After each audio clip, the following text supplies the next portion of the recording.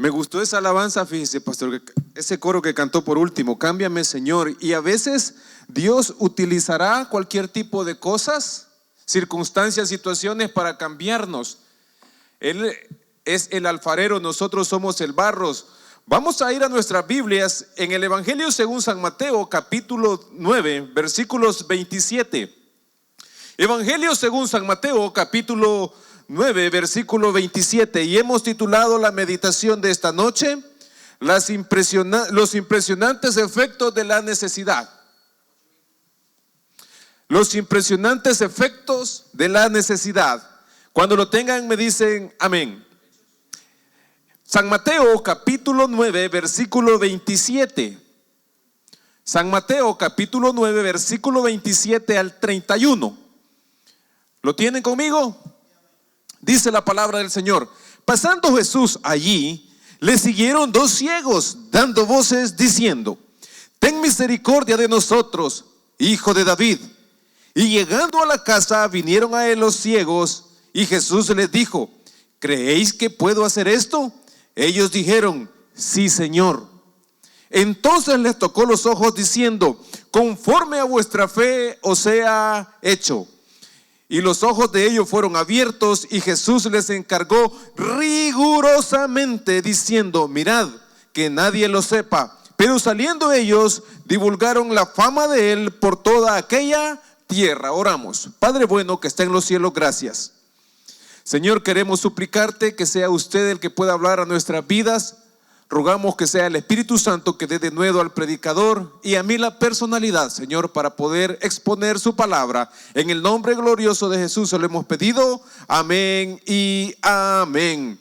Hermanos, ¿cómo están? Buenas noches. Dios les bendiga.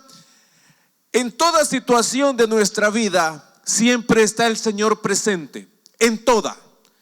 No hay casualidades para la vida del creyente. No existe tal cosa en la vida del creyente. Hay propósitos de Dios para cada uno de nosotros, pero no hay casualidades.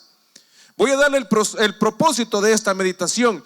Y esta meditación persigue que podamos sacarle el mayor provecho a nuestras necesidades o situaciones adversas para que éstas nos ayuden a estar de una manera más cercana al Señor y lograr una mejor comunión con Él, y por qué no, un milagro. La vida cristiana es un aprendizaje. Recuerde lo que le dijo Jesús a Nicodemo en el capítulo 3 del Evangelio según San Juan: te es necesario nacer de nuevo. Cuando una persona nace de nuevo, hay una nueva naturaleza dentro de sí, y esto debe de compararse con el nacimiento de un baby. Un niño, usted sabe que nace, pero no habla, sino que va aprendiendo. Es lo mismo la vida del creyente. Nadie nace aprendido y debe entenderse de esta manera. Por eso usted ve personas que recién convertidas hacen cosas indebidas, pero es normal. El problema es cuando ya tenemos 20, 25 años en el Evangelio y la seguimos haciendo. Entonces quiere decir que no ha habido crecimiento. Recuerdo cierta persona que conocemos con nuestro pastor, dice: no, si yo tengo 50 años en el Evangelio, pero hace cosas de un recién convertido. No ha habido crecimiento, no ha habido crecimiento. Y la vida cristiana es un aprendizaje. Todos estamos aprendiendo, hermano. Yo nací de nuevo el 17 de julio de 1999. Y créame, tengo muchísimo que aprender en los caminos del Señor. Nadie nace aprendido, y el Señor nos va formando, nos va enseñando para que lleguemos a buscar la altura del varón perfecto. Bien, Cristo quiere formar en nosotros bases fuertes, inamovibles, para ser mejores creyentes. Quiere que alcancemos madurez espiritual, que nos haga verdaderos hombres y mujeres de fe. Al Señor no le sirven las personas fluctuantes. Al Señor le sirven las personas valientes. Repito, al Señor no le sirven las personas fluctuantes, le sirven las personas valientes. Hermano, digo y repito, de los cobardes nunca se ha escrito nada. Nunca. ¿Conoce usted un buen libro de buenos cobardes? No existe. Hay gente que se inmortaliza. ¿Por qué? Por sus actos de valentía. Lo mismo en la vida del creyente. Si usted lee, todos los hombres de fe han sido hombres que pagaron con su vida. pero le han sido útiles a Dios. Para eso Él utilizará, para formarnos o para enseñarnos, utilizará todo tipo de herramientas para hacerlo como un diamante en bruto, que pasa por procesos duros, puliéndolos hasta que queda una preciosa joya. Así es Él que quiere quitar de nosotros todo aquello que nos impida crecer. Dios va a quitar hasta donde nosotros le permitamos todo aquello que nos impida crecer. Amistades, actitudes, malas actitudes, mañas, etcétera, etcétera. Si uno, hermanos, cuando venimos al evangelio, todos venimos con mañas. ¿O solo yo?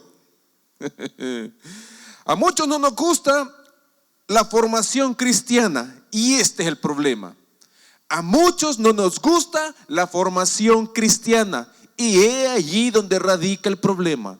Si usted y yo no nos dejamos formar por Dios, como la alabanza que acabamos de escuchar, tú el alfarero, barro soy yo. ¿Quién es el que forma la vasija? El alfarero. Pero si usted es barro duro y yo somos barros duros, que no nos dejamos formar, no puede hacer nada el Señor. Entonces, a muchos no nos gusta la formación cristiana y tiramos la toalla. Por eso ve que hay personas que dicen, es que yo no sirvo, es que yo no me meto, es que yo no me involucro. Y tal vez Dios queriéndole usar. Por eso Dios, aunque quiera usarnos, no podrá. Recuerdo las primeras clases, o recuerdo cuando estábamos en el seminario, siempre escuché esa palabra, formación ministerial.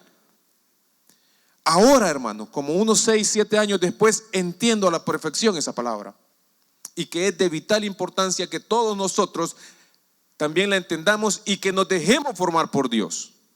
Porque la formación ministerial no es conocimiento bíblico, hermano. Para nada. No es eso. Hay personas que no son sometidas y Dios quiere que seamos sometidos. Hay personas que no somos humildes y Dios quiere que seamos humildes. Hay algunos de nosotros que somos unos grandes locos y Dios no le sirven los locos. ¿Cómo Dios le va a poner algo precioso en sus manos? O a mí, si yo soy un loco, lo voy a estrellar contra la pared. No puede Dios, no puede. Por eso debemos de formarnos y dejarnos formar por Él. Como le digo, a muchos no les gusta la formación cristiana. Su mayor deseo o el mayor deseo de Dios es que le seamos útiles, ya que si usted lee en el contexto posterior, la mies es mucha, dijo. A la verdad, dijo el Señor, la mies es mucha y los obreros son pocos. Este es el mayor problema de todas las iglesias.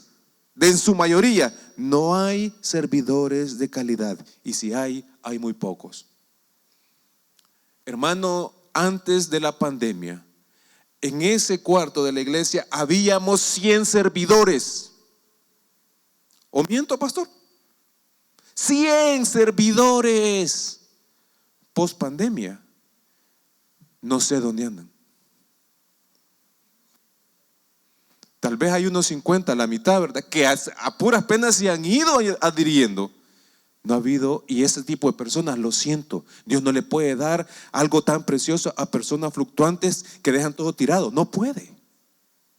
Por eso es necesario, y la vida cristiana es una vida de aprendizaje. Bien, en nuestro entorno podemos ver eso de los servidores que no hay servidores de buena o de calidad. ¿Cuánta gente solo busca protagonismo? ¿Cuánta gente solo quiere hacer su voluntad en la iglesia? ¿Cuánta gente fluctuante, inconstante, etcétera? Dios utilizará todo tipo de herramientas para pulirnos y quitarnos todas esas malas costumbres. Porque Dios, a la verdad, hermano, quiere usarnos y bendecirnos. Y no solo en este mundo, sino en el cielo. Bien, hay varios motivos por qué la necesidad o las situaciones adversas vienen a nuestras vidas. Puede ser, como ya hemos dicho, para formar nuestro carácter. Ese podría ser uno de los motivos de nuestra necesidad. Yo quisiera que usted, en la necesidad que está pasando, analice, se haga un examen. ¿Por qué de esta situación? ¿Será que Dios me está pidiendo algo? ¿Será que Dios me está formando algo? Los motivos, Pablo, fíjese hermano, dice: en todo he sido enseñado, tanto en vivir en escasez como en abundancia. Por ejemplo, ¿por qué a veces algunos de nosotros Dios nos hace pasar por la pobreza? Para hacernos mejores, buenos o mejores administradores. Cuando usted aprende a gastar $1 en lo que lo tiene que gastar, pero cuando hay abundancia, despilfarramos el dinero. Entonces, ¿qué utiliza Dios? Lo voy a pulir aquí porque más adelante también le quiero bendecir. Ahora, fíjese esto, hermano. A los que Dios nos ha llamado al ministerio, pule nuestras emociones y nuestros sentimientos. A los que Dios nos ha llamado al ministerio, repito, y cuando digo ministerio, no estoy hablando de pastorado solamente, hermano. Estoy hablando en cualquier área de la vida. Y es más, sabe que a los pastores o a los predicadores o maestros, lo último que Dios le interesa son sus sentimientos. A Él le interesa que su palabra sea predicada. Oh, estoy triste. ¿Y? Yo te quiero parado en ese púlpito. Y hay unos que se andan autodenominando pastores, no saben en lo que se han metido, hermano. Porque llega un momento que Dios agarra nuestro corazón y lo pule de tal manera, porque más adelante van a haber situaciones adversas en nuestras vidas que no nos van a hacer que nos movamos del púlpito. Bueno, a los que los ha llamado el pastorado, a mí no. Dios pule las emociones para prepararnos para algo mejor, porque Él quiere darnos algo mejor. Puede ser también, hermanos, por un acto de disciplina. Hay situaciones en nuestras vidas que son adversas porque son actos de disciplina de Dios para con nosotros, que de hecho y a fuerza de ser sinceros nos la hemos ganado. Esto debe llevarnos a un examen moral para que sepamos realmente el porqué de nuestra situación. Por cierto, también para el inconverso, hermano. También para el inconverso. Hay situaciones que Dios permite en la vida del hombre que no le conoce para que le busque y pueda encontrar la salvación en Él. Ya lo vamos a ver según el texto que hemos leído. ¿Cuántas personas en la drogadicción han buscado a Dios y han salido buenos siervos? ¿Cuántos alcohólicos han salido buscando la única esperanza en Dios y han salido siervos de Dios? Siempre Dios le saca provecho a las buenas o a las malas situaciones. En el contexto, Jesús hizo muchos milagros de este. Si usted lee en el capítulo 8, 9, wow, hermano, hay 8 milagros que se relatan solamente en 2 capítulos. En este evangelio se relata el famoso sermón del monte y las enseñanzas del Señor Jesús, e inmediatamente Jesús empieza su ministerio. Antes de este milagro el Señor ya hizo 8 milagros. Eso a mí me crea una pregunta. ¿Será que Él ya no obra o ya no hace esos milagros en el día de hoy? Me surge esa pregunta. ¿Será que Cristo, el Señor Jesús, ya no hace esos milagros porque ya no se ven? ¿Ha cambiado Él? ¿No es el mismo de ayer, de hoy y de siempre, como dice la Escritura? Sí lo es, hermano. ¿Sabe quién ha cambiado? Usted y yo. Porque ya no hay esos hombres bíblicos hoy en día. Ya no habemos. ¿Cómo vamos? Me recuerdo un escritor que dijo: porque los pecados de los cristianos han debilitado el poder de la iglesia. ¿Se recuerda esa frase, pastor? ¿Miento o no miento? El Señor no ha cambiado. La actitud del hombre hacia Dios ha cambiado. Ya no hay prioridad para con Dios. Ya Dios está en un segundo, tercer o cuarto plano, si es que está. Entonces Él no ha cambiado. Bien, Dios no cambia, el ser humano se ha olvidado de Él. Me gusta también que en este evangelio se narran 2 cosas que están ahí y que es bueno mirarlas así de reojo. Hay un grupo que quiere seguir a Jesús y le dice: te seguiré donde quiera que vayas. pero déjame enterrar primero a mi padre y a mi madre, y otro, no sé qué otra cosa le promete. Y el Señor dice, no, sígueme ahorita. Pero también está el llamamiento de Leví, de Mateo, el escritor de este evangelio. Y dice claramente la Biblia, y dejando al instante todo, le siguió. El llamamiento de Leví a mí me encanta, porque, ¿sabe? A fuerza de ser sincero, él no tenía ni la más mínima necesidad económica de andar detrás del Señor Jesús. Estaba sentado en el banco de los tributos, era rico. Leví era rico. Pero si usted lee, rápido le dejó. Rápido dejó todo por el Señor Jesús sin preguntar, como usted y yo, me imagino. Ahora, Leví no tuvo excusas. Leví no tuvo excusas para seguir al Señor, sino al contrario, dejó al instante todo. No le importó su nivel social, no le importó su estatus económico, no le importó lo que dirían de él, porque ya se lo conocían. Si usted, hermano, y yo somos clínicamente objetivos, podremos ver que hoy en día eso no se ve. Hermano, quiere servir, oh hermano, es que mi trabajo, hermano, mire, no, es que no puedo, una de excusas. ¿Cree usted que eso le permite obrar al Señor? No, no puede él obrar de esa manera. Él necesita hombres como Mateo, como Leví, que al instante dejen todo por él. ¿El qué dirán? Hermano, ¿y por qué no ha venido a la iglesia? Es que fíjese que llegó mi familiar.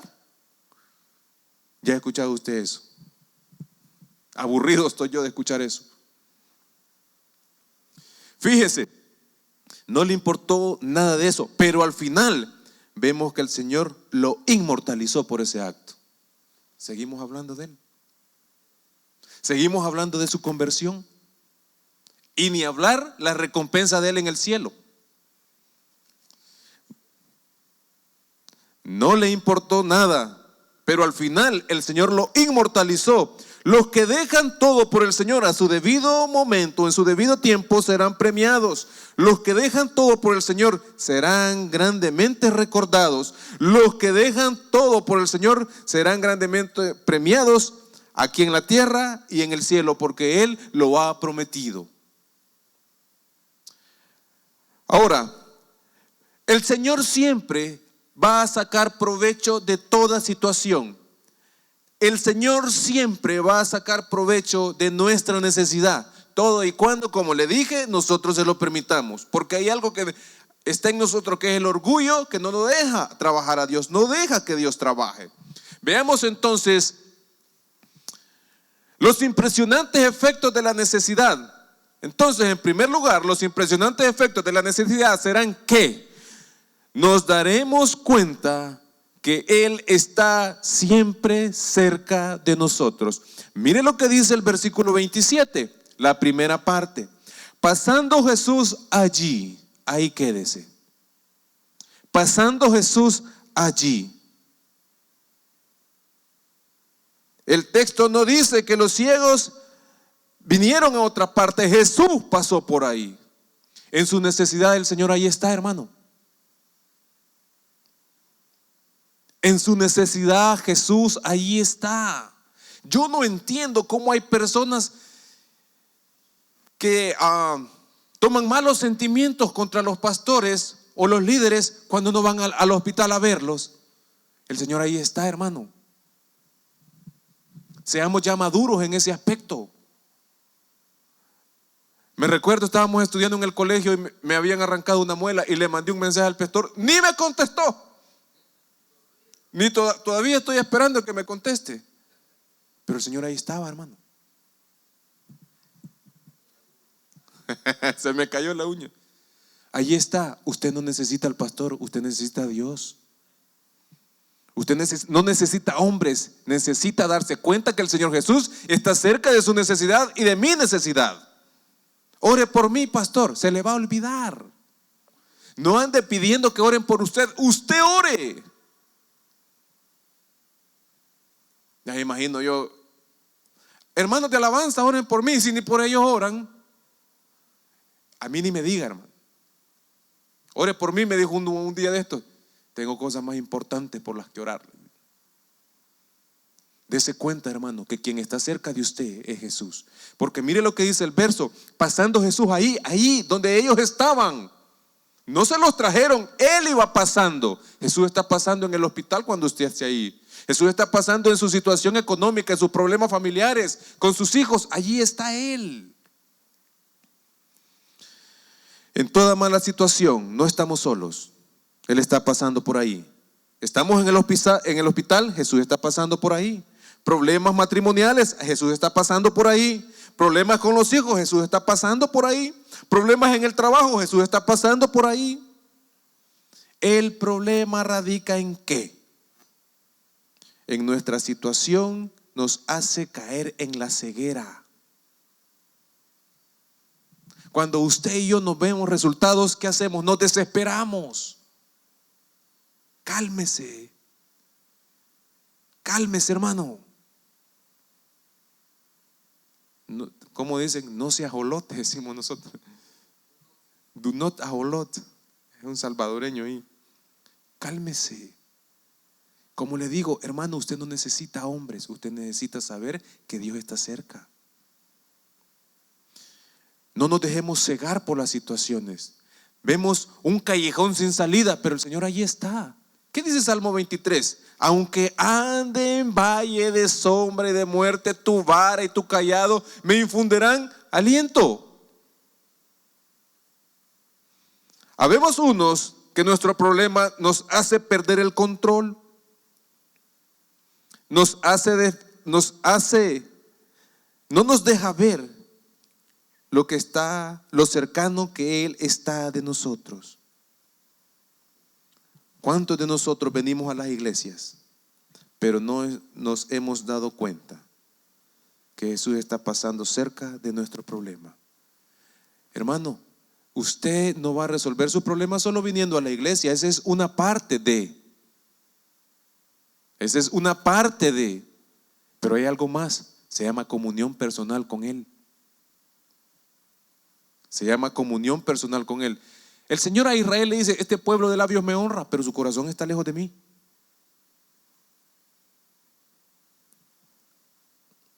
Ahora, a veces preferimos más el auxilio del hombre que el del mismo Dios. Y eso es duro. A veces preferimos más el auxilio del hombre que del mismo Dios. Aprendamos de una vez a tener una relación personal con Cristo. Claro, hermano, usted aquí en su iglesia, aquí vamos a orar por usted, vamos a estar con usted también. Y espero que un día, si a mí me toca, conmigo. Pero también recuerde que el Señor está pasando por aquí. En segundo lugar, hermanos,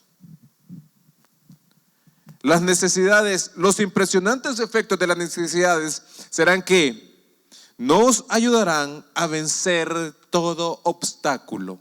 Mire lo que dice siempre en el verso 27. Pasando Jesús de ahí, le siguieron dos ciegos dando voces diciendo, piense, le siguieron dos ciegos, le siguieron. ¿Qué distancia fue? No lo dice la Biblia. Y si usted ve, el Señor no les contesta hasta que llega a su destino. Piense, ¿una persona ciega puede movilizarse igual que uno que tiene vista? No. Pero ¿qué hicieron estos hombres? Vencieron los obstáculos. Vencieron los obstáculos. Estas personas no podían ver el camino, pero sin embargo le siguieron. Venzamos todo obstáculo. Yo no sé qué le estorba a usted en su vida para seguir al Señor. Yo no sé qué le estorba a usted en su vida para seguir al Señor. Probablemente yo sí, pero esto es personal. Estas personas no podían ver el camino, pero sin embargo le siguieron. Eso denota que vencieron incluso su condición, porque Jesús no se detuvo. En situaciones el Señor ahí lo va a dejar. Bueno, va a pasar un lapso de tiempo sin que nos dé respuestas, como a estos hombres.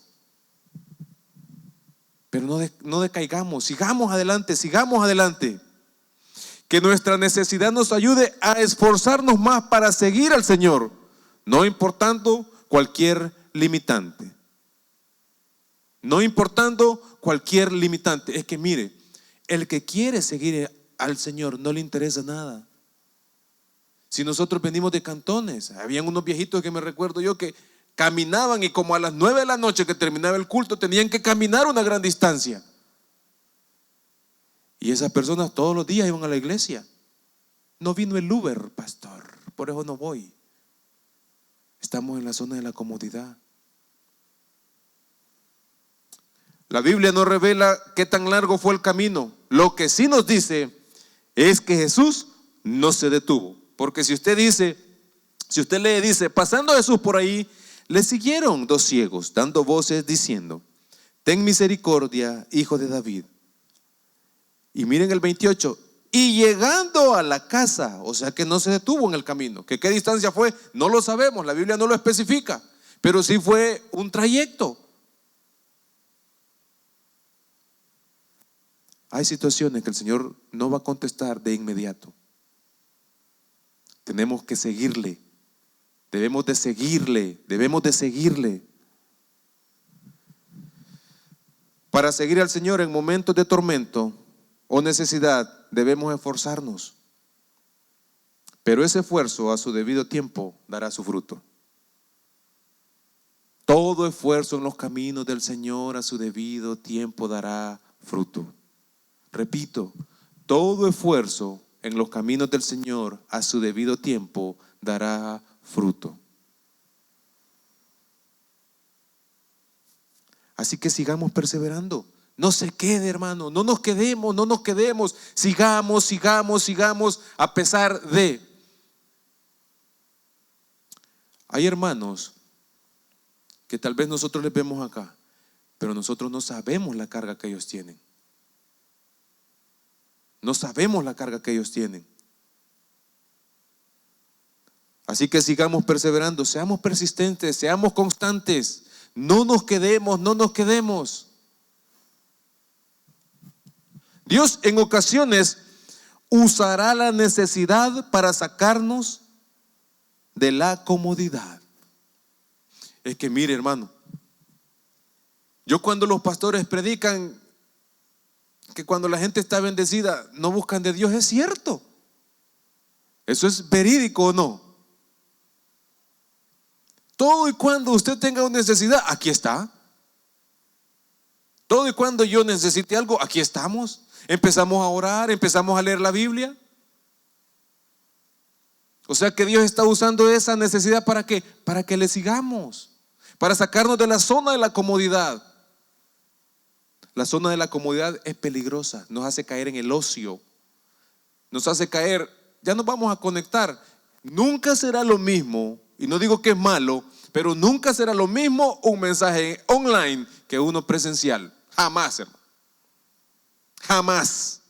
¿Por qué? Porque no es el modelo bíblico. No es el modelo bíblico. Si usted se fija, usted tal vez está en el sermón y de repente los frijoles le están quemando y ahí tiró el teléfono y se fue a ver los frijoles.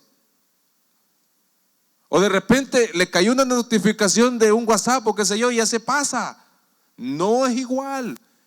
Hay que esforzarnos. Hay que esforzarnos. Si usted conoce a alguien que ha dejado de venir a la iglesia, pues instele a que venga. Que no se quede. Para salir de la zona de la comodidad hay que tener valentía, más en este tiempo. Y no puede ser que a algunos que están jóvenes, los ancianos les den clases, que ellos sí vienen y en vas. Y el Señor Jesús usará todo tipo de malas circunstancias en nuestras vidas para sacarnos de ese confort. Debemos entonces, qué triste para el creyente de hoy en día, que ya no busca al Señor, sino solo en necesidad. Es algo que no debería ser así, sino al contrario, debería de vivir el creyente agradecido por el regalo de la salvación. ¿Sabe que solo eso sería motivación suficiente para venir a la iglesia, hermano? Solamente ese sería una gran motivación. En tercer lugar, la necesidad, los impresionantes efectos de la necesidad será que nos llevará a buscar su misericordia. Mire lo que dice en la tercera parte del versículo 27. Pasando Jesús ahí, le siguieron dos ciegos dando voces diciendo: ten misericordia de nosotros, Hijo de David. Ya vamos a hablar de ese título. Fíjese que a mí hay una enseñanza que no mucho me gusta, y es esa de: yo decreto, yo declaro, yo rompo, yo ato, yo desato, yo tiro un gato y todas las cosas. Hermanos, eso no es bíblico, hombre. Lo que sí es bíblico, y que por cierto, una enorme cantidad de gente cree eso, pero la Biblia no enseña eso. ¿Sabe qué enseña la Biblia? A buscar la misericordia de Dios. Mire estos hombres que hicieron. ¿Cómo le dijeron? Diciendo: ten misericordia de nosotros. La palabra griega allí, misericordia, es eleo, que significa tener simpatía con otra persona en su miseria, pero no una simpatía, pero es una simpatía que se manifiesta en obras, no solamente en palabras. Porque hay personas que dicen: pobrecito el hermano, pero no hacen nada. Pero la misericordia de Dios no es así. La misericordia de Dios actúa en nuestras vidas. Yo no sé si a usted, el jueves pasado le estaba contando otra vez mi testimonio al pastor. El día que me convertí, hermano, esa es misericordia, mire. Si ni le cuento en qué condición yo llegué a los pies del Señor, ni me creería. Misericordia. Porque el Señor da todo cuando por nosotros, e incluso nuestra familia, no da un 5. Esa es misericordia. Y es algo que el creyente también está obligado a practicar. ¿Qué dijo el Señor? Id y aprended qué significa misericordia, les dijo a los fariseos. Y no sacrificios. Misericordia, pero de actos, no de palabras. Porque eso significa esta palabra. Cuando uno se compadece de alguien que está en una situación de miseria y uno hace algo por, no solamente decir pobrecito, entonces esa misericordia es la que Dios muestra para con nosotros. Porque si su necesidad es para formar, también en determinado momento la misericordia de Dios tiene que actuar. Hermanos, pidamos misericordia para los que no conocen a Cristo, que son familia nuestra. Pidamos misericordia para los hermanos que sabemos que le están fallando al Señor. Pidamos misericordia para cada uno de nosotros. Misericordia.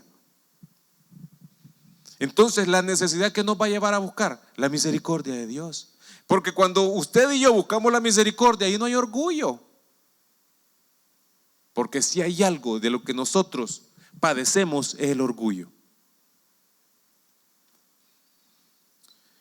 La misericordia es algo que todos deberíamos pedir, porque a fuerza de ser sinceros, hemos hecho lo suficiente para estar en la situación que estamos.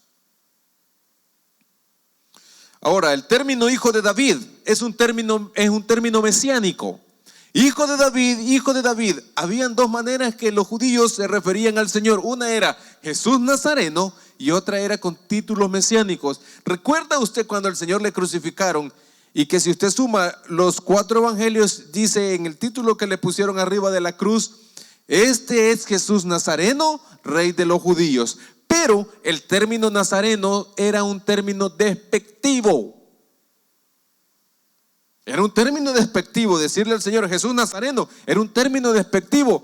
Pero decirle hijo de David era un título mesiánico.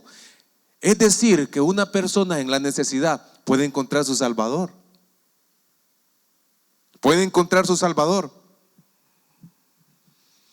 Hijo de David, un término mesiánico que en otras ocasiones se ha dicho Jesús Nazareno, título despectivo, como dije. En la necesidad podemos realmente reconocer al Mesías y verlo y no verlo de menos como los demás lo ven. Eso nos lleva a la conclusión que una persona en necesidad podría encontrarse con su Salvador. Si usted conoce a alguien en necesidad, ahí es donde debemos de presentar el plan de la salvación. Ahí. Y antes de un Jesús milagrero, un Jesús salvador, hermano. ¿Que puede hacerlo? Por supuesto que sí. Pero antes de un milagro, también el rescate de un alma del infierno. Debemos con urgencia apelar a la misericordia. Misericordia se pide cuando nos humillamos. Misericordia se pide cuando hemos reconocido que realmente hemos fallado. Ahí se pide misericordia. La misericordia se pide cuando hemos rendido nuestro orgullo, nuestra arrogancia, nuestra altivez y nos damos cuenta que solo Dios con nosotros. Misericordia. Pidamos misericordia. Es lo que necesitamos ahorita, misericordia.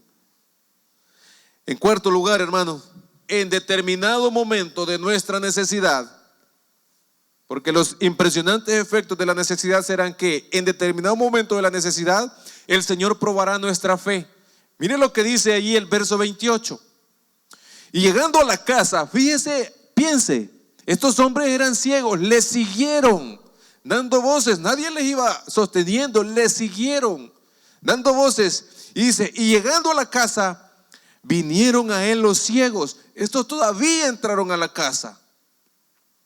Y les dijo, y Jesús les dijo, ¿creéis que puedo hacer esto? Y mire la respuesta de estos hombres. Ellos dijeron, sí, Señor. Una vez un pastor le preguntó a otro pastor, del 1 al 10 le dijo, ¿cuánto de fe? Le dijo, 7 le dijo. O sea, 3 de duda le dijo. El Señor no actúa en nosotros porque nosotros también dudamos.